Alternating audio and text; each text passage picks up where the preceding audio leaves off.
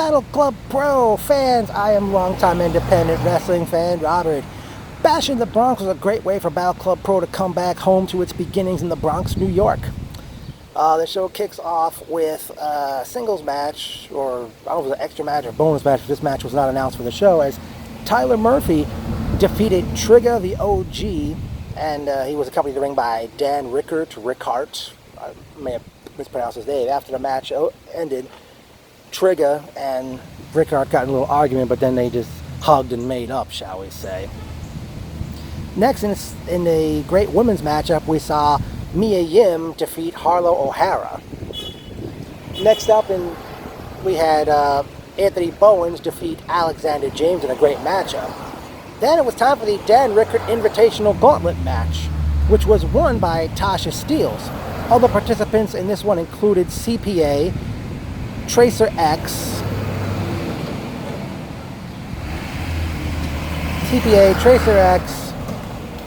Joe Gacy, Ken Dixon, Ace Austin, Trevor Eon, I forget who else. Tasha Steelz wound up winning the whole thing, and Dan Rickard said something about Roman Reigns, and Tasha ended up kicking him in the groin and scored a goal. And I guess Dan Rickard will not be managing her.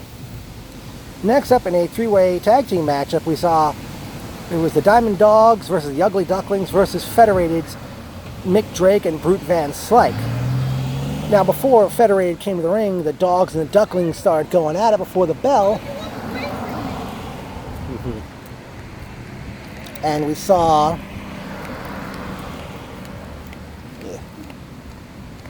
Yeah. And eventually, Federated hits the ring and the match gets underway officially. At one point, Van Slyke is chasing Coach Mikey, the Ducklings manager. He chases him underneath the ring, and Brute comes out from under the ring with Mikey's hat.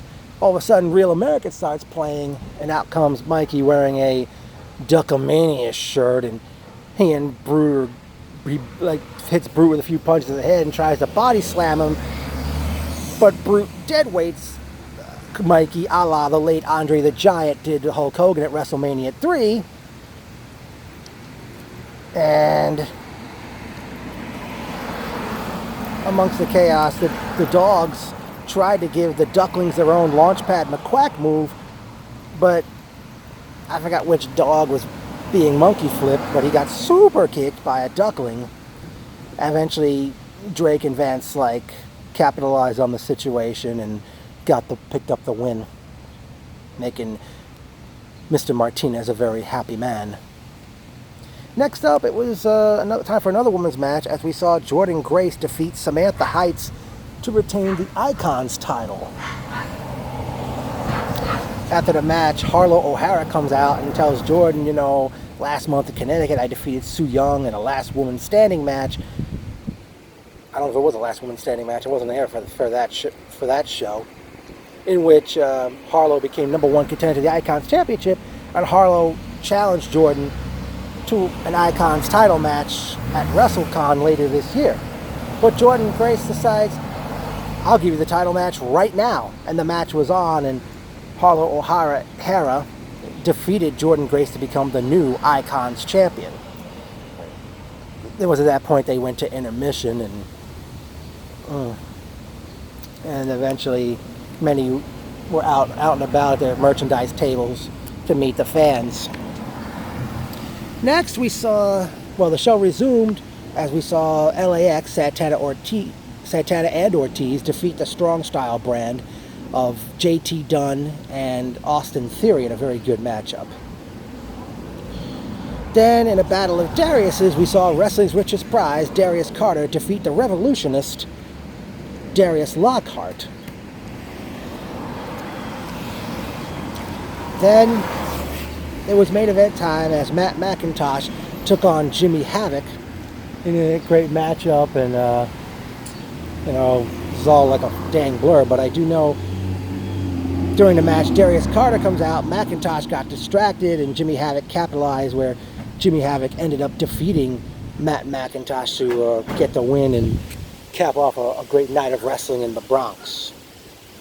Well, it's time for personal notes. It's great to see Carlos Aristi, Mike McNicholas, Stella, Bill Parham, Jason Bob 87, Carlos Suarez, BJ. I think before the Mia Yim match, Carlos Aristi came out and asked for a 10-bell salute to that 15-year-old who was killed by a gang. Was killed by a gang last month, and I forgot the kid's name.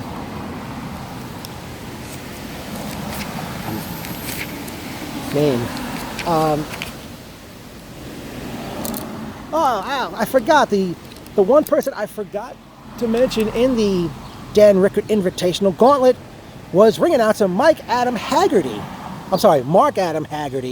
and he came out to Hall & Oates' "You Make My Dreams."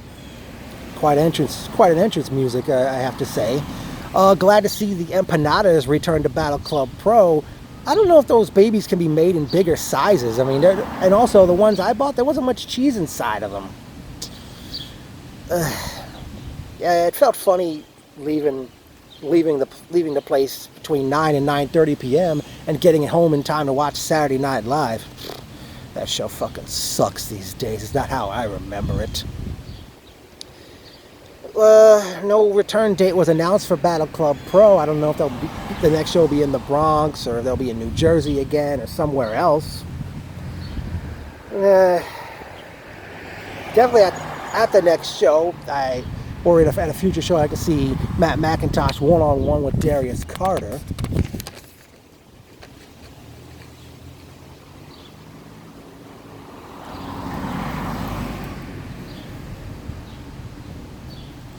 I'm sure there'll be bigger and better things coming Battle Club Pro's way as time goes on, but I definitely enjoyed myself. Great to be back at Battle Club Pro one more time.